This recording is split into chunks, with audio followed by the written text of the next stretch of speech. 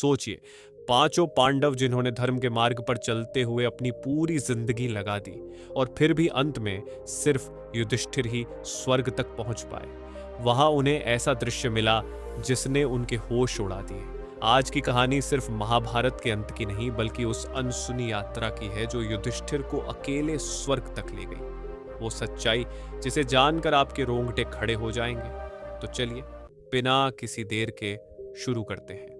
महाभारत का युद्ध खत्म होने के बाद पांडवों ने करीब 36 साल तक हस्तिनापुर पर राज किया। इस दौरान भगवान श्री कृष्ण और बलराम ने भी अपना शरीर छोड़ दिया था।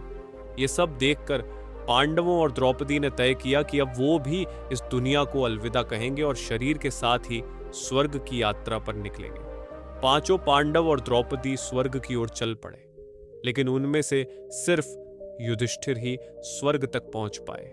जब युधिष्ठिर स्वर्ग पहुंचे तो उन्होंने देखा कि वहां दुर्योधन जैसे पापी पहले से ही मौजूद है। अब सवाल उठता है कि जब पांडव हमेशा धर्म के रास्ते पर चले तो उन्हें स्वर्ग क्यों नहीं मिला और सिर्फ युधिष्ठिर ही क्यों पहुंच पाए स्वर्ग? चलिए दोस्तों, आज की इस वीडियो में इसी रहस्य को जानते हैं। और हाँ, वीडियो शुरू करने से पहले अगर आप चैनल पर नए हैं या आपने अब तक सब्सक्राइब नहीं किया है तो जरूर सब्सक्राइब करें और बेल आइकन भी दबाएं ताकि कोई भी वीडियो आपसे छूट ना जाए। महाभारत का युद्ध 18 दिनों तक चला और दुर्योधन की मौत के साथ इसका अंत हुआ। यह युद्ध इतिहास के सबसे बड़े और भयानक युद्धों में गिना जाता है। युद्ध के बाद धृतराष्ट्र और गांधारी अपने सारे बेटे खो चुके थे। राजमहल का वैभव उन्हें अच्छा नहीं लग रहा था। अकेलापन इतना बढ़ गया कि उन्होंने राजमहल छोड़ दिया और अपने आखिरी दिन जंगल में बिताए। उधर भगवान श्री कृष्ण का वंश भी धीरे धीरे खत्म हो रहा था। अंत में एक बहाने से तीर लगने पर श्री कृष्ण ने भी अपनी लीला समाप्त कर दी। उस समय पांडव हस्तिनापुर पर राज कर रहे थे, लेकिन 36 साल के लंबे शासन के बाद उन्हें भी लगने लगा कि अब इस धरती पर उनका काम पूरा हो गया है और यहां से जाने का समय आ गया है। तब उन्होंने अभिमन्यु के बेटे परीक्षित को हस्तिनापुर का अगला राजा बनाया और महर्षि वेद व्यास की अनुमति लेकर द्रौपदी के साथ स्वर्ग की यात्रा पर निकल पड़े। यात्रा के दौरान अर्जुन अपने प्रिय गांडीव धनुष और तरकश को छोड़ना नहीं चाहता था। वे कई नदियों, पहाड़ों और समुद्रों को पार करते हुए जब लाल सागर पहुंचे तो वहां अग्निदेव प्रकट हुए। उन्होंने अर्जुन से कहा कि अब उनका काम पूरा हो चुका है, इसलिए उन्हें अपने अस्त्र शस्त्र त्याग देने चाहिए। अर्जुन ने गांडीव और तरकश अग्निदेव को सौंप दिए और फिर यात्रा में आगे बढ़े। आगे बढ़ते वक्त एक कुत्ता भी उनके साथ साथ चलने लगा। जब पांडवों ने इस बारे में पूछा तो युधिष्ठिर ने कहा कि ये कुत्ता उनका वफादार है, इसलिए उनके साथ चल रहा है। फिर पांडवों ने धरती की परिक्रमा पूरी करने के लिए उत्तर दिशा की ओर यात्रा शुरू की। इस यात्रा में केदारनाथ पहुंचे, जहां उन्हें भगवान शिव के दर्शन हुए और उन्होंने स्वर्ग का रास्ता बताया। आगे चलकर पांडवों ने रेगिस्तान यानी रेत के समंदर को पार किया और फिर सुमेरु पर्वत के दर्शन किए। बद्रीनाथ के पास सरस्वती नदी को पार करना द्रौपदी के लिए मुश्किल हो गया, तो भीम ने नदी के बीच एक बड़ा पत्थर रख दिया, जिस पर चलकर द्रौपदी ने नदी पार की। कहा जाता है कि आज भी माना गांव में सरस्वती नदी की शुरुआत के पास वही पत्थर मौजूद है जिसे भीम पुल कहा जाता है। थोड़ी दूरी तय करने के बाद द्रौपदी अचानक लड़खड़ा कर गिर गई। ये देखकर भीम ने युधिष्ठिर से पूछा कि द्रौपदी ने तो कोई पाप नहीं किया, फिर ऐसा क्यों हुआ? युधिष्ठिर ने कहा कि द्रौपदी पांचों भाइयों में सबसे ज्यादा प्यार अर्जुन से करती थी, इसलिए वो स्वर्ग पहुंचने से पहले गिर गई। कुछ दूर और चले तो सहदेव भी गिर पड़ा। भीम ने फिर पूछा कि सहदेव को क्या पाप था? युधिष्ठिर ने बताया कि सहदेव को अपनी विद्वता पर घमंड था और वह किसी को अपने बराबर नहीं समझता था। इसके बाद नकुल भी गिर पड़ा। उसके बारे में युधिष्ठिर ने कहा कि उसे अपनी सुंदरता पर बहुत घमंड था, इसलिए वो भी स्वर्ग नहीं पहुंच पाया। थोड़ा आगे बढ़े तो अर्जुन भी गिर पड़े। युधिष्ठिर ने बताया कि अर्जुन को अपने शौर्य और युद्ध कौशल पर घमंड था। उसने कहा था कि वो एक ही दिन में अपने सारे दुश्मनों को हरा देगा, लेकिन ऐसा नहीं हो पाया। इसी घमंड की वजह से उसे ये सजा मिली। अब तक सिर्फ युधिष्ठिर और भीम ही बचे थे, लेकिन थोड़ी दूर जाने के बाद भीम भी गिर पड़ा।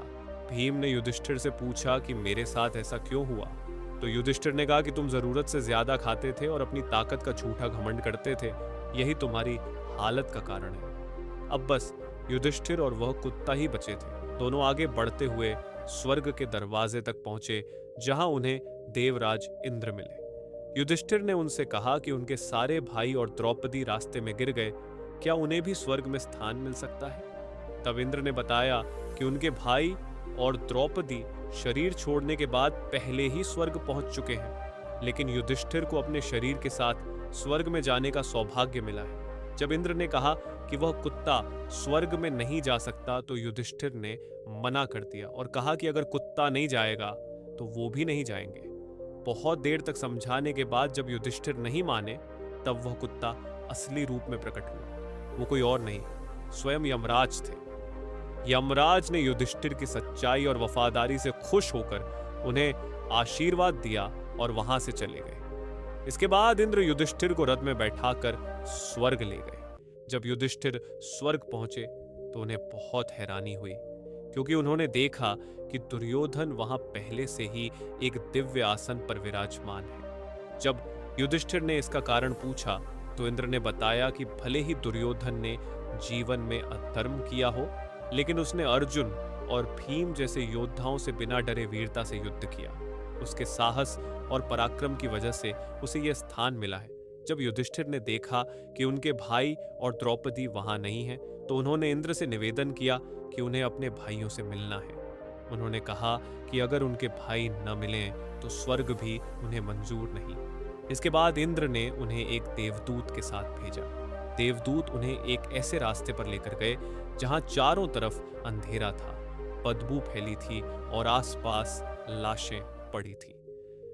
उस डरावने रास्ते पर चलते हुए युधिष्ठिर ने देवदूत से पूछा कि उन्हें और कितनी दूर जाना है। इसके जवाब में देवदूत ने कहा, देवताओं ने आदेश दिया है कि जब आप थक जाएं तो मैं आपको वापस ले आऊं। अगर आपको महसूस हो कि अब और चलने की ताकत नहीं है तो हम लौट सकते हैं। लेकिन जैसे ही युधिष्ठिर लौटने का मन बनाते हैं, तभी वहां से अजीब आवाजें आने लगती हैं जो उन्हें रुकने के लिए कहती हैं। युधिष्ठिर ने आवाज का स्रोत पूछा तो सामने आए उनके अपने भाई अर्जुन, सहदेव, द्रौपदी और भीम। यह देखकर युधिष्ठिर ने देवदूत से कहा, तुम वापस जाओ, मैं अपने भाइयों को छोड़कर कहीं नहीं जाऊंगा। जब युधिष्ठिर ने देवराज इंद्र से पूछा कि यह क्या हो रहा है, तो इंद्र ने बताया, तुमने अश्वत्थामा की मौत की झूठी खबर फैलाकर धोखे से आचार्य द्रोण का वध किया था और इसी कारण तुम्हें कुछ समय के लिए नरक में रहना पड़ा। अब तुम्हें स्वर्ग में जाना है जहां तुम्हारे भाई पहले से हैं। इसके बाद युधिष्ठिर ने गंगा नदी में स्नान किया और अपना मानव रूप छोड़कर दिव्य रूप धारण किया। अब वह अपने दिव्य रूप में स्वर्ग पहुंचे, जहां उनके भाई श्री कृष्ण और द्रौपदी उनका इंतजार कर रहे थे। युधिष्ठिर ने देखा कि भीम वायु देवता के पास बैठे हुए थे, नकुल और सहदेव अश्विनी कुमारों के साथ थे और द्रौपदी भगवती लक्ष्मी के अंश के रूप में चमक रही थी। स्वर्ग में अपने सभी अपनों को देखकर युधिष्ठिर का दिल खुश हो गया। पांडवों की यह स्वर्ग यात्रा हमें सिखाती है कि सच्चाई, धैर्य और संघर्ष का रास्ता आसान नहीं होता, लेकिन अगर सही दिशा में चला जाए तो अंत में मंजिल जरूर मिलती है। और हाँ, वीडियो को खत्म करने से पहले एक बात जरूर सुन लीजिए। आप में से कई लोग बार बार मुझसे कहते हैं, मैं सब कुछ करता हूं फिर भी सफलता क्यों दूर रहती है? मैं हर कोशिश करता हूं फिर भी पीछे क्यों रह जाता हूं? अगर आपके मन में भी कभी ऐसा सवाल आया है तो भगवान श्री कृष्ण ने इसका जवाब बहुत पहले दे दिया था। उन्होंने एक हारे हुए इंसान को 15 ऐसी बातें बताईं जो उसकी जिंदगी ही नहीं, किस्मत भी बदल गई। वो बातें क्या थी? यही तो छुपा है हमारे पिछले वीडियो में, जो बाएं तरफ दिखाई दे रहा है। यकीन मानिए, अगर आपने वो नहीं देखा तो आप वो जवाब खो देंगे जो शायद आपकी जिंदगी की सबसे बड़ी उलझन सुलझा सकता है।